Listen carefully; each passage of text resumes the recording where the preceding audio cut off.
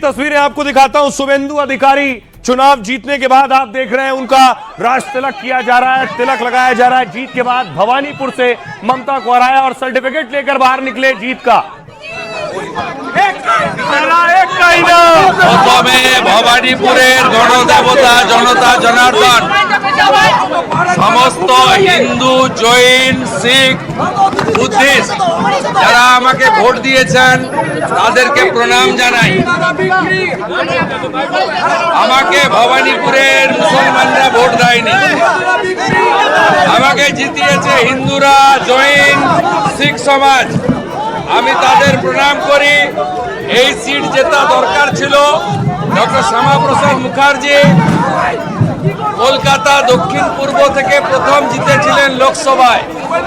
এই আসন না জিতলে ডক্টর শ্যামাপ্রসাদ মুখার্জির স্বপ্ন পূরণ হতো না।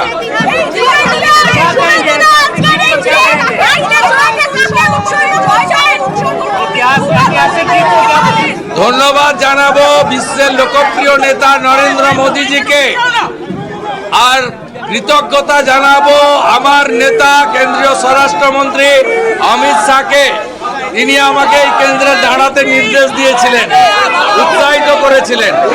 আর আমার এই জয় 300 বিজেপি কর্মী যাদের আত্মবলিদানে আজকে বাংলায় পরিবর্তন, সেই 300 বিজেপি কর্মী এবং হিন্দু শহীদ হরগোবিন্দ দাস, চন্দন দাস সহ যারা হিন্দুত্বের জন্য প্রাণ দিয়েছেন তাদের প্রতি উৎসর্গ করলাম।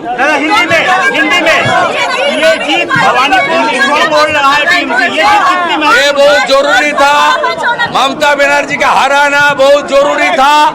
ममता बनर्जी का राजनीतिक संन्यास अभी हो गया है। 21 में नंदीग्राम में हारी, इस बार हार गया। इस बार भी हारा 15,000 से ज्यादा वोट से। उनको खुल के मुसलमान वोट दिया। वार्ड नंबर 77 में जितना मुसलमान वोट देने के लिए निकला सब ममता को वोट दिया। और मुझे हिंदू, सिख, जैन, बुद्धिस्ट लोग ने आशीर्वाद देकर जिताया। ये जीत हिंदुत्व का जीत है, ये जीत बंगाल का जीत है, ये जीत नरेंद्र मोदी जी का जीत है।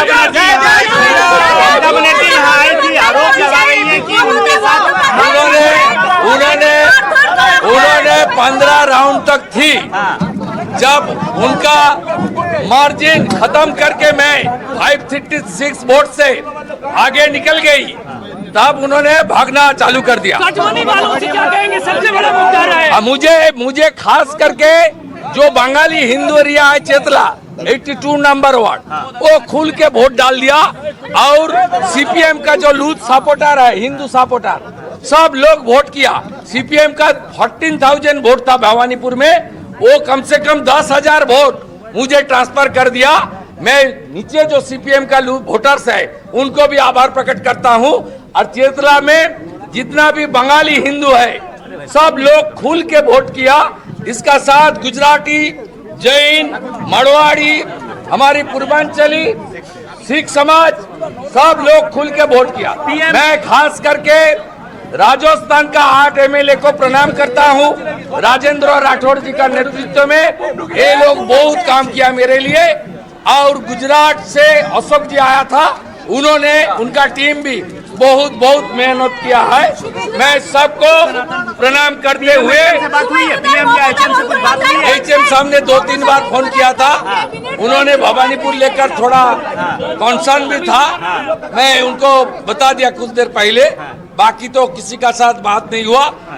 मैं तो फोन अलाउ नहीं था, इसलिए फोन बात नहीं हुआ। मैं अभी हल्दिया जा रहा हूँ, वह सब वेट कर रहा है। नंदीग्राम का सर्टिफिकेट भी लेना पड़ेगा।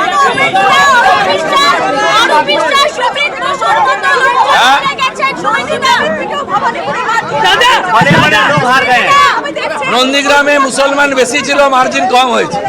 66,000 মুসলমান ছিল, ওই জন্য মার্জিন কম হয়েছে। এখানে 35,000 মুসলমান ছিল, তাই মার্জিন বেশি হয়েছে। মুসলমান ভোট দেয়নি, মুসলমান তার আসল লোকে হিজাব পরা মমতাকে ভোট দিই।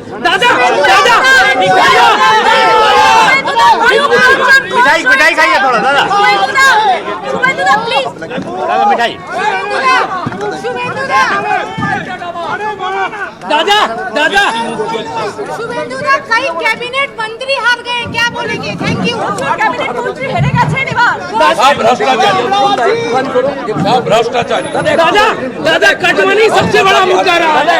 कटमनी भ्रष्टाचारी हारा। दादा कई जगह दादा शॉर्टकट दाबी করে आप देख रहे हैं जीत के बाद भवानीपुर से ममता बनर्जी को हराने के बाद शुभेंदु अधिकारी मीडिया से बात करने के बाद लोगों को मिठाई खिलाते हुए अपने हाथों से शुभेंदु अधिकारी के लिए बहुत बड़ी जीत है और बहुत से एक्सपर्ट्स मानते हैं कि शुभेंदु अधिकारी क्या बंगाल के अगले मुख्यमंत्री भी हो सकते हैं क्योंकि उन्होंने बंगाल के सीएम ममता बनर्जी को शिकस्त दी है।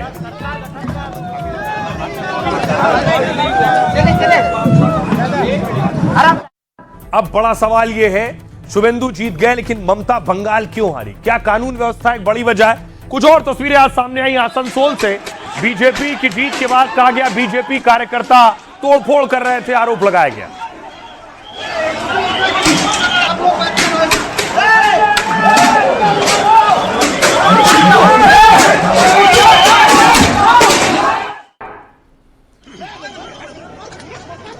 और उसके बाद पुलिस ने लाठीचार्ज शुरू किया, कार्यकर्ताओं को दौड़ाया है और खदेड़ा है।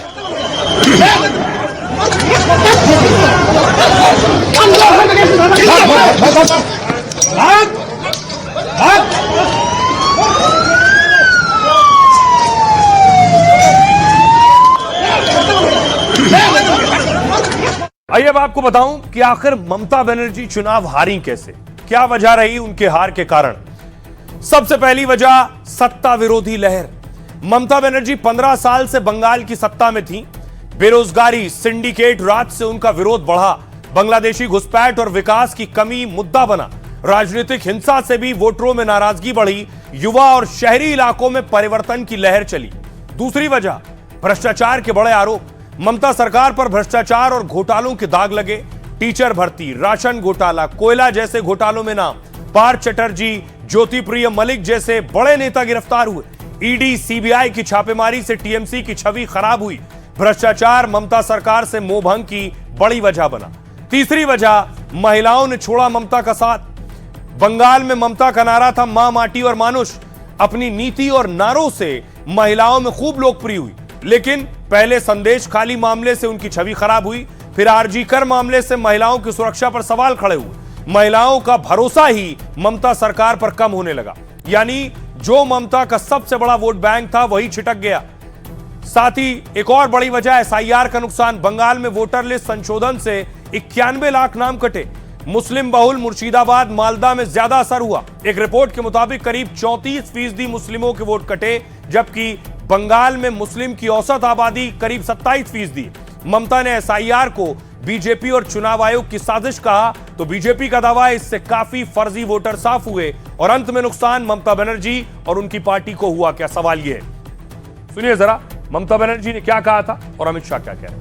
वंदे मातरम, खुदा हाफिज, जय जोहर, इंशाल्लाह जय बांग्ला। फिर मिलेंगे राय गुलशन तो फूल खिलेंगे, और जो फूल खिलेंगे और रहा तृणमूल तो फिर मिलेंगे। पहले चरण में डीडी के गुंडे घर के बाहर नहीं निकले हैं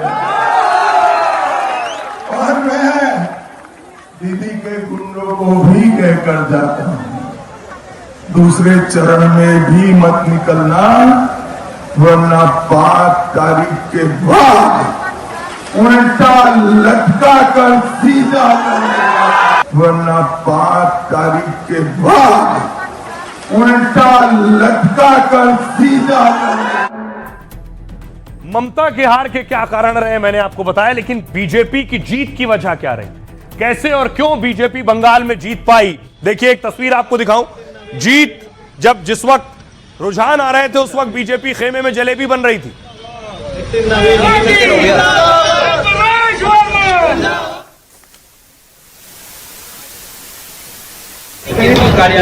और बीजेपी के लिए जीत कितनी बड़ी है कि कैलाश विजयवर्गीय पिछले चुनाव में बंगाल में रहे, देखते रहे, और उसके बाद इस चुनाव में बंगाल से दूर रहे, लेकिन उनके लिए भी बड़ी जीत है।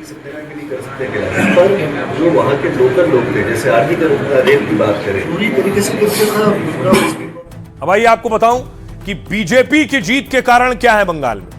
पहला कारण भीषण प्रचार, मैनेजमेंट का कमाल। बंगाल जीतने के लिए तूफानी प्रचार और जनसंपर्क किया। पीएम मोदी 12 मुख्यमंत्री 15 केंद्रीय मंत्रियों ने वहां कैंप किया। मोदी ने 19, शाह ने 30 से ज्यादा और योगी ने 11 सभाएं की। अमित शाह ने खुद पूरे बंगाल चुनाव की कमान संभाली। 15 दिन तक बंगाल में कैंप किया, रात 3 बजे तक बैठकें की। शाह और बीजेपी ने यूपी वाला सफल मॉडल बंगाल में उतारा। 80,000 पोलिंग स्टेशन का विश्लेषण कर खास रणनीति बनाई। 2021 में जहां हार जीत का अंतर बहुत कम था, वहां खास ध्यान दिया। बीजेपी के हर कार्यकर्ता को 30 से 60 वोटर की जिम्मेदारी दी गई। सिर्फ प्रचार नहीं, वोटर को घर से निकालकर बूथ तक लाना था और हिंदुओं को लामबंद करने के लिए बीजेपी ने कई दांव चले। दूसरी बड़ी वजह, हिंदू वोटर का ध्रुवीकरण। बंगाल में मां दुर्गा और मां काली वाले नारों से प्रचार किया। ममता ने दावा किया कि बीजेपी आई तो माछ भात नहीं मिलेगा। बीजेपी सांसदों ने बंगाल में सबके सामने मछली चावल खाया और कहा माछ भात खाने वाला ही बंगाल का मुख्यमंत्री होगा। बीजेपी ने ममता के प्रचार पर पलटवार कर हिंदुओं को संदेश दिया। बीजेपी का हिंदुत्व बंगाल की मिट्टी और थाली के अनुकूल है। बंगाल में 50% से ज्यादा हिंदू वोटर सीधे बीजेपी के साथ आए और राज्य में बीजेपी की प्रचंड जीत की एक बड़ी वजह बना। अगली बड़ी वजह, ममता के महिला वोटर में सेंधमारी। करीब 50% महिलाएं टीएमसी को वोट देती थी। बीजेपी ने टीएमसी की महिला विरोधी पार्टी की छवि बनाई और महिला आरक्षण बिल के नाम पर टीएमसी पर दबाव बनाया। संदेश खाली, आरजी कर के मुद्दे पर ममता को घेरा और पीड़ित महिलाओं के परिजनों को बीजेपी ने टिकट दिया। रूपा गांगुली और अग्निमित्रा पॉल जैसी नेताओं ने प्रचार किया, भरोसा दिलाया कि महिलाओं की सबसे ज्यादा फिक्र बीजेपी को है। यह बड़ी वजह रही बीजेपी की जीत की। सुनिए सियासतदानों। भाजपा ने जितनी सीटें जीती वो महज एक चुनावी आंकड़ा नहीं है, ये उस अड़िग विश्वास की हुंकार है जिसने डर, तुष्टीकरण और हिंसा की राजनीति को जड़ से उखाड़ फेंका है। ये विजय केवल बंगाल की विजय नहीं है, ये भारत की विजय है, हमारे देश की विजय है। गुंडे खुल के खेल रहे थे, अराजकता का राज था और इन सब की सरगना वहां की सरकार थी, टीएमसी की। जनता ने बंगाल के लिए, देश के लिए मोदी जी पर अगाध विश्वास किया। पश्चिम बंगाल में एक ऐतिहासिक युग परिवर्तन हो रहा है। बंग भूमि में राष्ट्रवाद की तरंग उठती हुई दिखाई दे रही है और उस तरंग का ज्वार उत्तरोत्तर उठता हुआ दिख रहा है। बहुत साल पहले अटल जी ने ये वाक्य। और अब देखिए, बीजेपी के लिए बड़ी जीत है, लेकिन बीजेपी के बड़े बड़े नेता मैदान में थे। सीएम योगी, खुद प्रधानमंत्री नरेंद्र मोदी, दूसरे मुख्यमंत्री गृह मंत्री अमित शाह। अब देखिए जरा सबके शानदार स्ट्राइक रेट क्या रहे हैं। देखिए जरा स्ट्राइक रेट। प्रधानमंत्री खुद बैटिंग पर थे और खुद सिक्सर लगा रहे थे। यह देखिए जरा स्कोर कार्ड पीएम मोदी का। 85 सीटों पर प्रचार किया है, 72 सीटों पर जीत मिली है बीजेपी को और पीएम मोदी का स्ट्राइक रेट है 84%, यानी 84% का स्ट्राइक रेट। दूसरी तरफ योगी आदित्यनाथ बैटिंग कर रहे थे, कैंपेन कर रहे थे। 35 सीटों पर सीएम योगी आदित्यनाथ ने प्रचार किया है। जीत 30 सीटों पर मिली। योगी आदित्यनाथ का स्ट्राइक रेट है 86%, 86%। अगला नाम है गृह मंत्री अमित शाह का। अमित शाह ने भी आगे बढ़कर सिक्सर लगाए हैं। 175 सीटों पर प्रचार किया है गृह मंत्री ने और जीत 135 सीटों पर मिली है। स्ट्राइक रेट 78% का है गृह मंत्री का। राहुल गांधी 15 सीटों पर प्रचार किया, सिर्फ 2 सीटों पर जीत मिली है। कांग्रेस का बहुत खराब हाल रहा बंगाल में और राहुल गांधी का स्ट्राइक रेट है 13%। असदुद्दीन ओवैसी बंगाल गए जैसे जीत कराएंगे, लेकिन 12 सीटों पर प्रचार किया, 12 सीट पर चुनाव लड़े, जीरो, यानी एक भी रन नहीं बना सके, एक भी सीट जीत नहीं सके। स्ट्राइक रेट है 0।